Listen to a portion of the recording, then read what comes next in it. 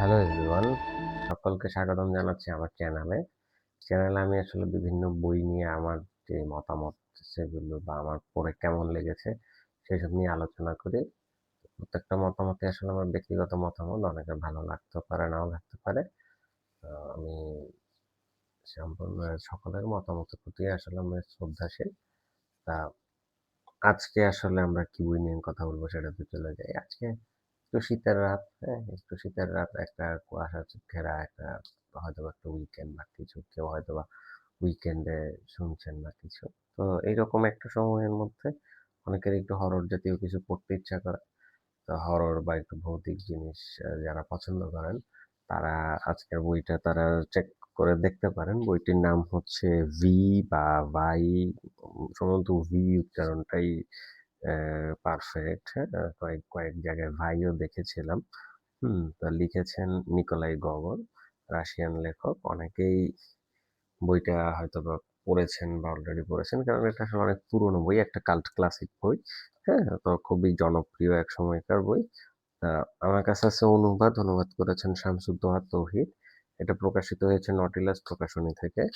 তো বইটা আসলে যে খুব বড় একটা বই বা উপন্যাস তা না, এটা ছোট একটা আসলে নভেলা বলা যায়। হ্যাঁ, তো এবং এখানেও যে বইটা আছে সেটাও বেশ বেশ ছোট।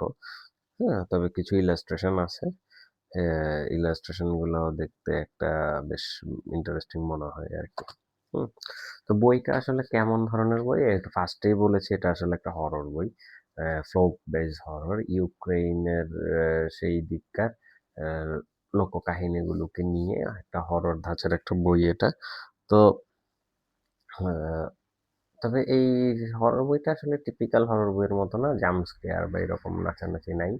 হ্যাঁ, তো মূল চরিত্রগুলো হচ্ছে, ফার্স্ট আসলে বইটা শুরু হয় একটু ফানি স্টাইলে। হ্যাঁ, আমরা দেখি যে আসলে একটা স্কুল বা একটা মানে বিদ্যালয় বা একটা জায়গা যেখানে মানুষজন জ্ঞান অর্জন করতে আসে বিভিন্ন বিষয়ে, যেমন ধর্মতত্ত্ব বা দর্শন বা ইত্যাদি। হ্যাঁ, তো এগুলো নিয়ে যারা বিদ্যা অর্জন করতে আসে বা জ্ঞান অর্জন করতে আসে, তারা কিভাবে আসলে পড়ালেখা হচ্ছে বা তাদের বিভিন্ন মানে বৈশিষ্ট্য, এগুলো নিয়ে বেশ কিছুক্ষণ আসলে কথা চলতে থাকে। হ্যাঁ, তো এখানে কিছু ফানি ফানি ব্যাপার আছে, তখন আসলে মনে হয় যে বইটার মধ্যে আসলে কি, এটা একটু বড় একটু মানে একটা ফানি ব্যাপার। হ্যাঁ, অনেক বই আসলে শুরু হয়, হরর বই দেখা যায় যে শুরু হচ্ছে কোনো একটা সেটিংস থেকে, যে যেখানে আসলে পাঠক প্রথমেই দেখতেছে ভয়ের কোনো কিছু একটা। হ্যাঁ, বা ভয়েরটা আসলে শুরু হচ্ছে যে অশুভ আত্মা বা সেটা, তার একটা ব্যাকগ্রাউন্ড আসতেছে বা কিছু। তো এইরকম ভাবে শুরু হয়, আস্তে আস্তে কাহিনী আগাইতে থাকে। আমরা ফার্স্টে বুঝি যে হ্যাঁ, এই বইগুলাতে বা নর্মাল বইটাতে দেখতে আমরা হয়তো বা বুঝি যে ফার্স্টে যে একটা অশুভ আত্মা আছে বা কিছু বা যে কোনো হোয়াট এভার দ্যাট ইজ। তো এইটা আসলে ঠিক সেরকম না। এটা জাস্ট মনে হচ্ছে যে হ্যাঁ, কিছু মানুষজন কিভাবে পড়াশোনা করতেছে বা জ্ঞান অর্জন করতেছে একটা গ্রামে। হ্যাঁ, বা একটা এরকম শহর থেকে একটু দূরের একটা জায়গায়। এরকম সেটিংস থেকে শুরু হয়। তো হ্যাঁ, তো তখন আসলে মনে হয় যে আসলে কিসের ভয় বা কি। তো বরঞ্চ কমেডি কমেডি একটা ব্যাপার থাকে। হ্যাঁ, ফানি একটা ব্যাপার আছে। আস্তে আস্তে যখন যত আসলে কাহিনী আগাতে থাকে, তখনই আসলে পরিবেশটা অস্বস্তিকর হয়ে ওঠে। হ্যাঁ, একটা মানে তখন চারপাশের শব্দ সবকিছু মিলে, অ্যাটমসফিয়ার মিলে একটা গথিক একটা ব্যাপার আসতেছে, একটা ভয় ভুতুড়ে একটা ব্যাপার আসতেছে। এবং সেইভাবে আস্তে আস্তে সেটা পিকে উঠতে থাকে। হ্যাঁ, মানে প্রথমে আপনি একটু আরামে থাকলেন বা কমফোর্টেবলি করলেন, আস্তে আস্তে সেটা আনকমফোর্টেবল হইলো বা ভয়টা আসতেছে পরে। এই জায়গাটা বেশ মানে খুব সুন্দরভাবে এই যে একটা নর্মাল সেটিংস থেকে একটা পিক ফিয়ারের একটা জায়গায়, সেই জায়গায় বইটা খুব সুন্দরভাবে নিয়ে যায়, অ্যাটমসফিয়ার মিলায় সবকিছু মিলায়। তো মেইন ক্যারেক্টার হচ্ছে খোমা, সে একজন দর্শনের একজন ছাত্র। তো সে আরো তার দুইজন সহপাঠী সহ একদিন যে এক জায়গায় ঘুরতে গিয়ে এক আহ, বাড়িতে আশ্রয় নেয়, সেখানে তাদের সাথে দেখা হয় একজন ডাইনি। সে ডাইনির হাত থেকে তারা পালিয়ে আসে কোনোভাবে।